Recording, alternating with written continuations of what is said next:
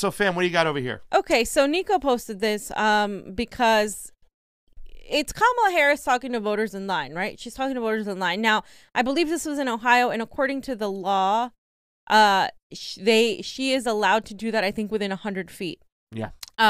So even though if she were a little bit closer, it would be considered election engineering. But I just wanted to play the video because I think what she's saying is troubling. I mean, she's really pushing the limit here. We saw Katie Porter do something similar. Yeah. A lot of people really like her because they don't know about her. But I mean, this is just typical freaking neoliberal bullshit right here.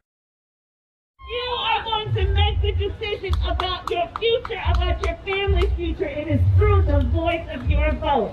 And you have the power. The power is with the people. And you know that. That's why you're standing in this line today. And I just came to say thank you. And they're cheered. I wish I would have had a bullhorn. Johnny, can you imagine if we're there, take a bullhorn out and start yelling back at her? Kamala Harris left people in prison longer than their stay because she didn't want to allow DNA evidence. Also, so she can use them for cheap labor to fight forest fires. Refuse to prosecute Stephen Mnuchin. Refuse to prosecute pedophile priests. It took campaign contributions from Mnuchin and that's why she didn't prosecute him. So there's so many different things. She let 2,000 people sit in jail for minor marijuana offenses, then laughed about it on the Breakfast Club when confronted about it. Truancy. She's threatened truancy to lock people up and stuff like that. She is awful on foreign policy. She doesn't know what she's talking about. She wants censorship. Yes, she wants to censor. That's here the head of the chain, and she has somebody on Twitter on her. One of the CEOs of Twitter's, I think. Well, not CEOs, but head of like social media, something like that. Joe Biden and her have people from media in there. Yeah, and you're not going to tell me. And I talked about that in the last video I did. You're not going to tell me that that's not going to affect their point of view. Come on. Well, it's not going to. It also helps their power where they can suppress information. You saw what was going on with Twitter. Right. Some people are like, well, that doesn't matter. They left that job. It's like, fam, no.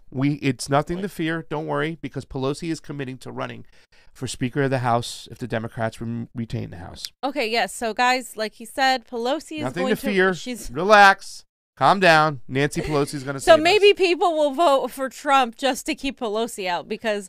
If she wants to remain Speaker of the House, she's going to get it, you guys. And I'll tell you why. Because guess who's not going to oppose her? AOC? Yeah, not just AOC. The whole squad isn't going to oppose her, right? It's like they're not going to oppose her. They're gonna say, you know what, we need to. These are times where we have need. We need to just proceed forward, and they're going to do it. Yeah. They're going to do it. Any Democrat that votes for Nancy Pelosi as Speaker needs to be primaried. Period. End of story. We are done with this shit. Nancy Pelosi is one of the most damaging politicians this country has. Yeah. She's one of the most powerful people in Congress, but she's also one of the worst. Yeah, she's literally the one who suppresses the progressive movement. We feed them. She's the one. I mean, does she need to tell you more?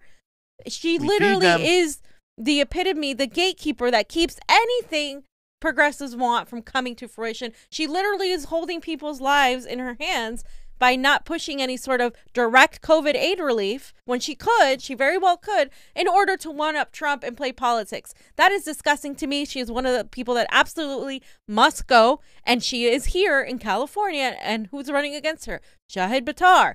But she has all of Silicon Valley, all of these people tied to her, and she is going to be very difficult to get rid of. She's one of the worst politicians out there. Like I said, she's the keeper at the gate for progressive policies. Donald Trump didn't screw over Bernie Sanders in the primary.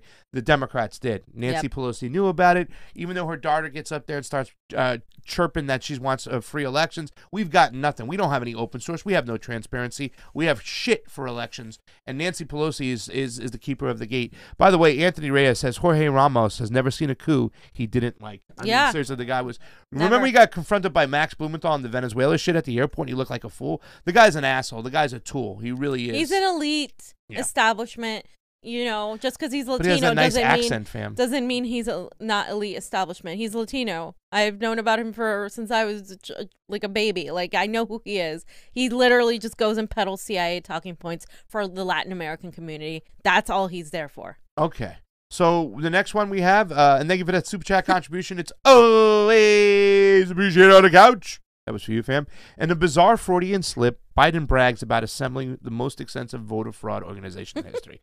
Now, Johnny and I talked about this. Johnny thinks that it's just, and I'm probably leaning a little bit more towards Johnny on this and stuff. Whether it was just him just speaking out of freaking turn, but a lot of people think it was like, oh, it was a Freudian slip. He actually told the truth by accident, saying that, because once again, it's Joe Biden being Joe Biden. It is, but it's a mystery to me how Joe Biden got all these votes, especially in California. Like I said, I would love to subpoena those phone calls from Barack Obama to Amy Klobuchar, Pete Buttigieg to see what's going on, because I am pretty damn sure we don't have an autopsy. We don't have an audit process. We can't figure it out. We could talk about the polls, 8% to 25%. But Joe Biden, some people thought he had a Freudian slip. So let's play the little clip of Joe Biden. Quick, I just want to, before we play the clip, I just want to say election fraud is what happened, not voter fraud. People need to stop mixing these two. Voter fraud is when you commit fraud. Yeah. You are, as an individual, are voting twice. You as an individual are trying to stuff ballots, blah, blah, blah. Yeah. Election fraud is when somebody does that for you, or when it's the machines, etc. And voter suppression, it's when it's long lines and people are put off the voter rolls, or the gerrymandering, all of that. So people need to understand the differences between these things, because voter fraud barely ever happens by individuals. Most individuals don't go and try to vote twice or try to get their dead person to vote. If it happens, it's usually manipulated by a bigger entity, the Democratic Party. Election fraud would be the proper term, election rigging, that kind of thing. It shouldn't really go on the voter, whatnot. But yeah, we do have a clip of Joe Biden, and I think Johnny's going to pull it up right there. That was it. So check it out. We're in a situation where we have put together, and you guys did it for our administration, the President Obama's administration before this. We have put together, I think, the most extensive and inclusive voter fraud organization in the history of American politics. Secondly, we're in a Okay, so I think it was just Joe Biden being Joe Biden and not wording things properly. Probably. But it's funny, and it's sad, because this always, every day, Joe Biden does or says something. If he's not hiding in the basement, he's out there saying something really dumb and sticking his foot in his mouth. And it's so funny to hear that they put together this organization when themselves, they said in a federal court they can go in the back room and cheat if they want and pick whoever they want. You know what I'm saying? It's like that still hasn't gone away. I don't understand how everybody's buying this right now to think that our elections are okay and that they haven't been cheated. And once again, if you cheat the primary, you're cheating the general already. You can't cheat Donald Trump out of the election if you've already cheated Bernie Sanders twice. And I know people go, oh, Bernie Sanders won California. No, he should have wiped the floor like he did in Nevada. This thing should have been over out of California. We should have been walking out of this thing. Joe Biden didn't reach viability, and now it's over. Bernie Sanders is the Democratic nominee. It didn't happen. They cheated. Or unless, once again, all those people in line voted for Biden. You're not going to convince me, ladies and gentlemen. Biden couldn't even come to the Democratic conventions. He didn't even come here. They were giving all these college kids provisional ballots, you guys. So they suppressed the Bernie Sanders vote. They increased the Joe Biden vote somehow. And now he is the primary, chosen primary leader over here. So the nominee. I like what Max Blumenthal also put there real quick. I just want to say this because we didn't kind of point this out last time. This real mega scandal behind the mini scandal of Hunter Burisma, Joe Biden's presided over the ultra-nationalist coup that turned Ukraine into the sick man of Europe, enabling, what's this word, Failson? To rake $80,000 a month from a gas oligarch. I think he just ran out of space and put fail son. Yeah. You know what I'm saying? Fail. But this is the thing we talked about too, Johnny. This is not so much about, just changing the lead. He destroyed the country. He was the one who gave the thumbs up to Victoria Nuland. I gotta play it again. Where? I gotta play it again. I'll keep going. The thumbs up to what? To Vic Norlian to go ahead with regime change. She said we got an attaboy from Joe Biden. You know what I'm saying? That was like I saw that in Ukraine Under Fire and stuff. You know what I'm saying? But this is a little bit different. This is when he said fire this is the second part of it. He already got the regime change. Now he's got the guy coming in. So now he's got to also get rid of the prosecutor that's looking after his son. Mm-hmm. So many moves, and by doing all these things, he turned Ukraine into one of the poorest countries right now in that region. They are suffering. It says a temporary hospital was built in Warsaw National Stadium, okay, will be cleaned by Ukrainian workers earning 16 Z an hour. I don't know what ZL an hour is. Employed 0-hour contracts. If they fall sick or they go to quarantine without any sick pay, they lose their job. He's turned the state into a slave state almost right now. It's disgusting. Joe Biden facilitated that. Nancy Pelosi and her son, Paul Pelosi, got contracts. Adam Schiff, the whole 9 yards. John Kerry, Mitt Romney. They all carpet-bagged in there, and they profited off the suffering of these people in the Ukraine. We should have never involved ourselves, and it was disgusting.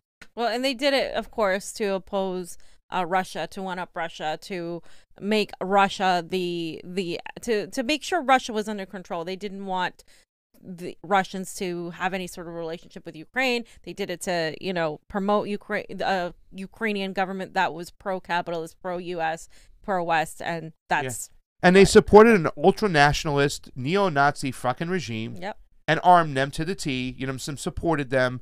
And then when they didn't want to send them weapons, they had their buddies Israel do it and stuff, you know what I'm saying? And that's the sad part. That's what's not really talking about when we talk about the Ukraine and stuff like that, is that they were pro-regime change. Biden was at the helm of it. He was Obama's goon for this particular situation, and he turned that place into a hellhole while carpetbagging and making millions of dollars off the backs of people getting killed on the Maidan. And it's disgusting. It really is. It's a regime change that was forgotten and never really talked about in 2013, 2014. And Israel did it too. Yeah. And Israel did it too. And those weapons were used at the March of Return in Gaza against Palestinians. Yeah. Those same weapons of neo-Nazis were used by Israeli soldiers to shoot these Palestinians. People don't talk about that either. Yeah, it's disgusting. It really is. The regime change situation over there is disgusting, and it's kind of amazing that Putin kind of held up and didn't go in. He didn't want to inflame it and give the United States what they wanted, so it's crazy because in eastern Ukraine, it's a lot of more ethnic Russian-speaking people, and then the western Ukraine, you have the pro-European of sorts, but the neo-Nazis that come in, and they are just horrifying in what they do to the people, and that was all supported by the West and Joe Biden. Joe Biden was the man behind the plan when it happened. It was in Ukraine Under Fire, explains the whole great story. You can go back to old Kevin Z stuff. He lays it out in order. What happened day by day. Mark Sloboda, if you go back and watch the old crosstalks, Mark Sloboda was great with Peter Lavelle on these things. You get a story about what's going on, and you can just see us pushing for regime change. And what did we do back then, fam? It was Russia this, Russia that, Russia this, Russia that. We were blaming Russia. Meanwhile, we were in there doing our shit, and people died. And now it's one of the poorest countries. They're struggling. Zelensky, the president, can't do a goddamn thing there, and people are dying. And they have no health care, no money, no food. The country has been torn in part, and guess what? A bunch of people, a bunch of neoliberal establishment, and Mitt Romney too as well, got their hands in there, and they just carpetbag. They suck money out of this country on the back and the blood of Ukrainians, and that's what's never talked about, and that's what's disturbing about this whole situation. And speaking of the West, I just wanted to point out that Pompeo is issuing sanctions on Hezbollah again. And he said Hezbollah remains a threat to the U.S. and our allies. Today, we're further exposing the terror group's activities and disrupting its operational networks. All countries should work to restrict its activities and protect themselves. Okay, so once again, butting Hezbollah people need to stop suing the CIA talking points. Hezbollah is a resistance to Israeli military. That's all Hezbollah is. Yeah. They have a political stance, obviously, they do, but it is reflective of the fact that Palestinians are getting shot at. Hezbollah, he's talking about Hezbollah like they're a terrorist organization, and that's been largely our talking point, backed by the CIA, is that they're a terrorist organization and they should be eliminated, and they paint them as like Al-Qaeda. Yeah. They're not Al-Qaeda at all. The West wants them out of Lebanon too. That's the situation. The Lebanese government is entwined and stuff, and they've protected South Lebanon. It was Hezbollah that drove Israeli troops out of Lebanon twice over the last couple decades, and they want them out of there. But who are we to say that you have to remove this entity of your government? Otherwise, we're going to impose sanctions on you and not going to help you out. The sanctions that we're imposing on Lebanon, even after their port blew up, which once again, you can smell fugaziness all around that. I don't think that's just an accident. But once again, we're trying to force them to have their government the way we want to have their government, and they're suffering right now, and we're throwing sanctions on them. It's disgusting. I'm sorry, and it's not just Lebanon though. Like they literally, Hezbollah has defended Palestinians too as like well. entirely. Yeah. Like 100%. And like they're the ones that were protecting them and have been the opposition to the attacks by Israel on Palestinians. So obviously Hezbollah is going to be on that side instead of the side of Israel and U.S. allies. Yeah. And for us to say get out is really ridiculous. I remember the debate when they try to corner Tulsi Gabbard on a Hezbollah question and whatnot and stuff, because they've released the stigma. Hezbollah is evil. They're terrorists. Hezbollah is awful. Hezbollah is awful. But Hezbollah does have a place with these people in Palestine, in Lebanon, and in Iran and stuff, you know what I'm saying? And they protect a lot of poor people, and a lot of poor people call for them. And what's only going to happen in this situation when it comes to Lebanon with Hezbollah trying to get rid of them and keeping those sanctions on there is that those people are just going to get even more inflamed and upset with the Americans and support Hezbollah even more. I don't even understand why the deep state doesn't learn this lesson right now. No, it's not about them learning lessons. They never, you know what I'm saying? It's like you're going to inflame them more and stuff. But that's something that we need to learn and stuff. And that's something that Ron Paul would always talk about. Let's just plain old get out. Mike Gravel, let's just plain old get out. That's it. You know?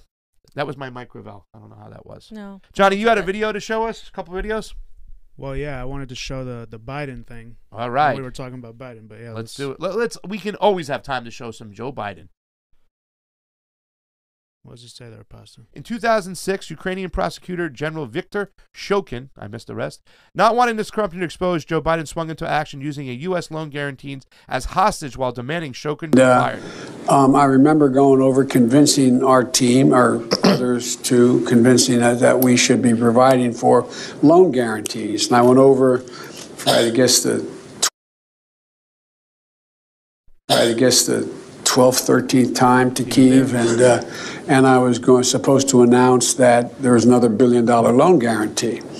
And I had gotten a commitment from Poroshenko and from Yatsenyuk that they would take action against the state prosecutor, and they didn't. So they said they were walking out to press conference. I said, no, I said, I'm not going to, we're not going to give you the $1 billion. They said, you have no authority. You're not the president. The president said. I said, call him. I said, I'm telling you, you're not getting the $1 billion. I said, you're not getting the $1 billion. I'm going to be leaving here. And I think it was, 6 hours? I said, I'm leaving in 6 hours. If the prosecutor's not fired, you're not getting the money. Oh, son of a bitch. Got fired. And they put in place someone who was solid. Talk about incriminating yourself. And now you want to say that you're innocent.